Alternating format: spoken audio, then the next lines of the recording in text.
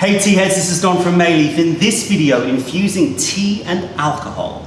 In this video, me and my brother are going to experiment with infusing tea leaves in alcohol, and we're going to see what delicious results we can find. This video is going to go under the tea recipes and the drinking with friends playlist. If at any point in time you enjoy this video, then please give the video the thumbs up. The more thumbs in the air, the more tea videos are going to come your way. And if you haven't subscribed to our YouTube channel yet, then go click that button.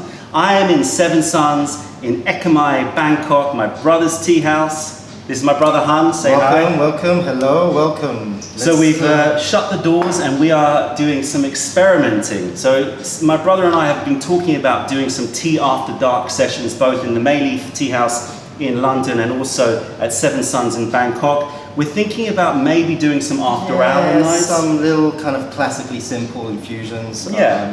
You know, something simple. Work in progress, basically. So what I thought I would do today, or we would do, is show you guys how to infuse tea in alcohol, and it is super simple, right? Super simple. So, what we have here, we've got a couple here we're going to talk about, but what we have in here, I don't know if Celine can do a little shot in there and get that in focus. What we have in here is a whiskey, which has been infused with amethyst gabba. So for those of you who don't know what amethyst gabba is, we did a video on that. I'll put a link which should pop up, a card will pop up here, and there'll be a link in the description below, talking about this. Well, it's quite a funky tea, isn't it? It is a very funky tea. I actually tried this only, a few days ago when you brought it over. So that's when it clicked in my head.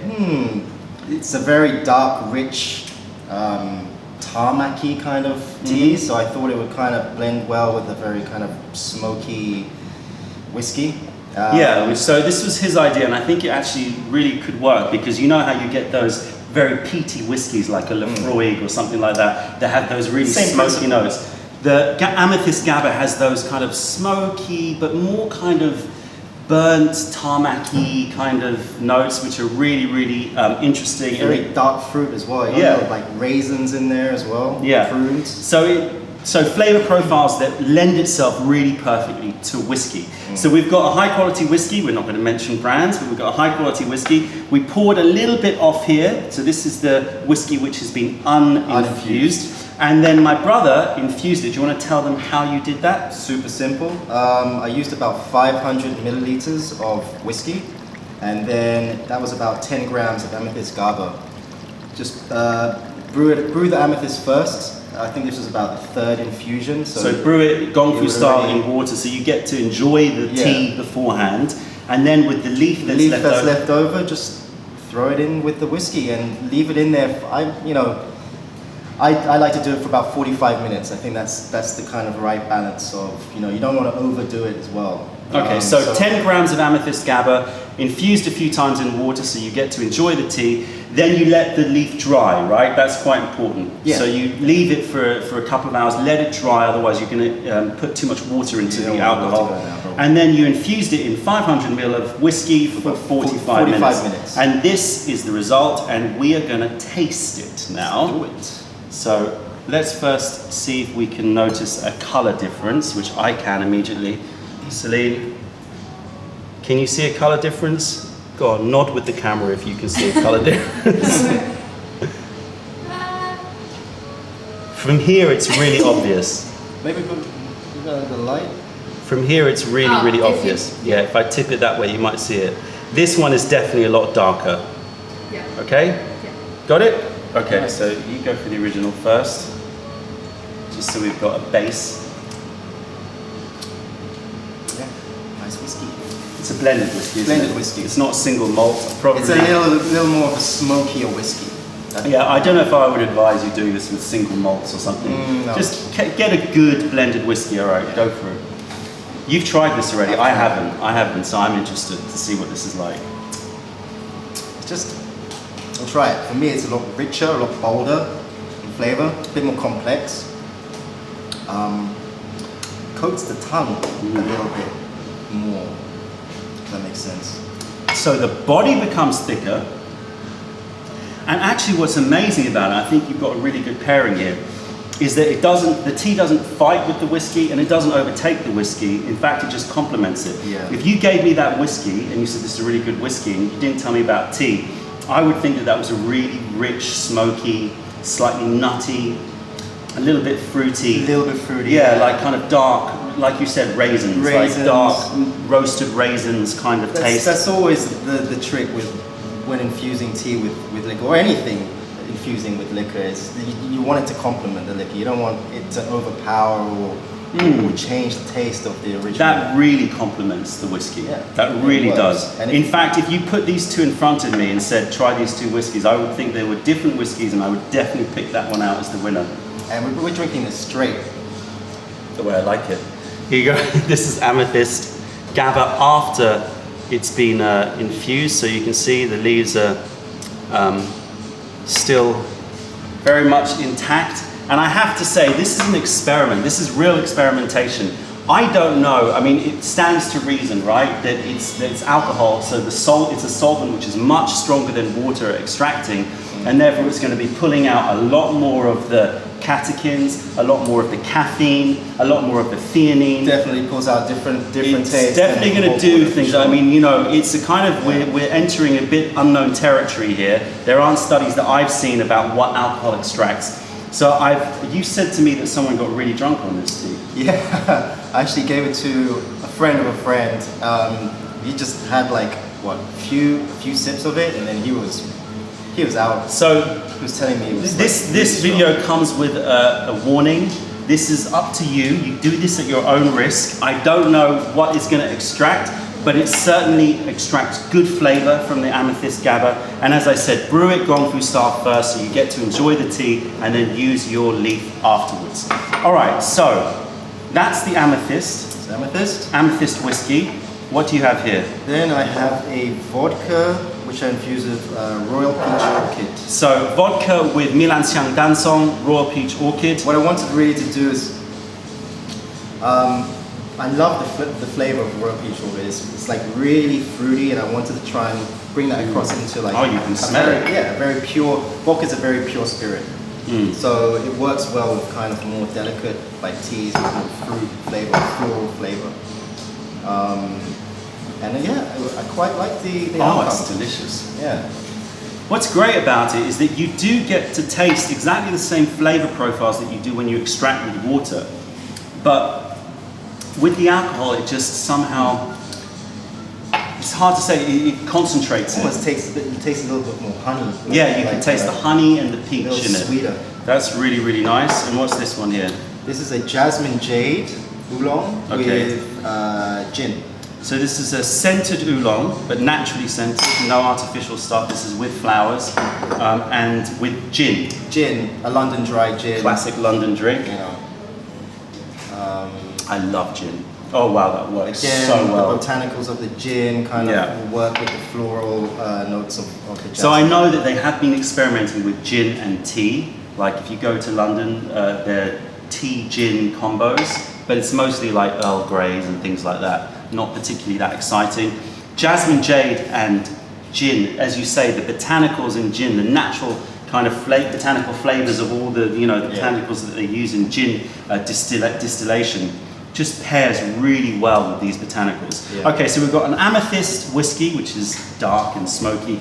You've got a kind of honey, sweet and fruity vodka, and you've got this kind of floral, botanical, slight bitters of a Jasmine Jade, which is a lightly oxidized oolong. So kind of got that grassy greenness to it with the gin.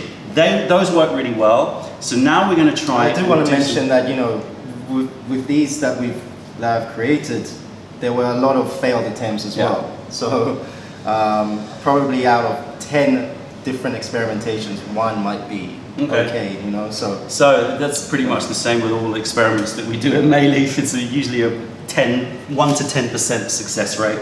But when you get the right ones, they do work. Those, I love them all. I think they work really well. All right, so why don't we make some drinks with them? So I think this one, do you have some ice? Yeah, I can get some ice. Get some ice. And then we're going to have some fun experimenting a little bit with tasting these. I think that the amethyst GABA we should just do on ice, right? Yes. Just keep it simple. So amethyst GABA, again, this has GABA in it, so I don't know how the alcohol is extracting that GABA content, if it's going to make it even more powerful. GABA is a neurotransmitter which helps to calm and relax, but it also stimulates creative thought as well. So this is going to be your late night creative thinking, whiskey. Okay. All right. So, Well, we don't have the cocktail ice cubes. no, that's right. but, Yeah, I'm disappointed. I want the big fat cut ice one. Okay. All right. Do you want to wash those and then we can make some drinks. I like my alcohol pure like this. Look at that. Gorgeous. Stunning color it is. It really is an amazing color when you compare it to this very much lighter whiskey here. Okay, so here's one. What do we have for the next one? I think we'll do the Royal Peach vodka with tonic. Yeah? Keep it simple. I don't like to add any kind of syrup. Is this the vodka? I think that's the vodka. No, that's the gin. Slightly dark. Okay, so ice in it as well? Yes. Yeah. It's holiday. Okay, you do that one. What is the gin to liquor ratio? 3 to 1? I like to use 2 to 1. 2 to 1. Personally, but Alright. I like strength. strength. Okay, something like that? A bit more? Maybe a bit more. Okay. Pour some gin in there. Should really be using the jigger. A jigger? No, go on. Pour more in. Come on. It's holiday. Okay. Holiday for you. Not holiday for you, but when I come over, then it's holiday for you too. Okay. Any little? We've got a couple of little accoutrements here. So this is a lychee that we're thinking with the fruity one, with the raw peach. So we stir that in. Don't want to again mess with the flavors of the alcohol too much. Let's put this away. And then we have here very nice Chiang Mai some orange. Chiang Mai oranges. Look at the color of those. Super sweet. See, this is the thing in London. You can get pretty good things, but fruit is one of those things. So we're just going to throw a slice in here. Just keep that in here. Do you want to take a close up, Celine, of this? Yeah, those are looking very, very nice. I'm excited to try them. Yeah? But we need an independent taster. We can't do this ourselves. Too biased, right? Nope. So if you just step that way and I step this way, well, maybe a bit closer so you stay in shot. Okay, so ready? We need an independent taster and preferably someone who has local taste, a Thai person. So here we go. You ready? 1, 2, 3. Pak is here. This is Pak. This is my brother's girlfriend, and she also works at Seven Sons, and she is representative of Thai taste. Yes? Yes. And those oranges are from your family, no? Yes, it's from my family. So Pak is from Chiang Mai in the north of Thailand. Beautiful, beautiful part of the country. If you ever come to Thailand, I recommend you visit. Amazing food too. Amazing food, amazing environment, really spiritual, lots of amazing temples and good fruit, right? Yes. The best. Yes. Okay, which one do you want to try first, Pak? With This is the gin, this is the vodka, and this is the whiskey. gin first. All right, I like gin for it. first, okay.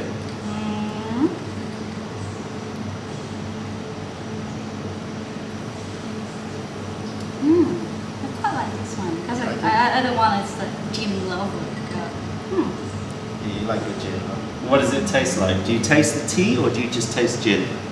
Gin first, and after that you feel a little bit of the tea and a little bit smell of the fruit. Is that fruit? The orange. Just orange. Just orange. So but can you notice the flower in the tea? The floral notes in the tea? It's got some, but I can't tell you which flower is it. Okay. quite nice. Yeah, so you have a sip. Okay, you move on to the next one. Which one do you want to try next? The strong whiskey or the... This one. You're just trying to avoid the whiskey, aren't you? Come on, have the whiskey. You need to try the whiskey. Do it. Why? Come on, be brave. You don't like whiskey? Maybe not for her. Not for me, no. Do you like whiskey normally? Not really. Okay, so that was never going to be a winner for you. Okay, and finally, lychee and royal peach with tonic water. Royal peach.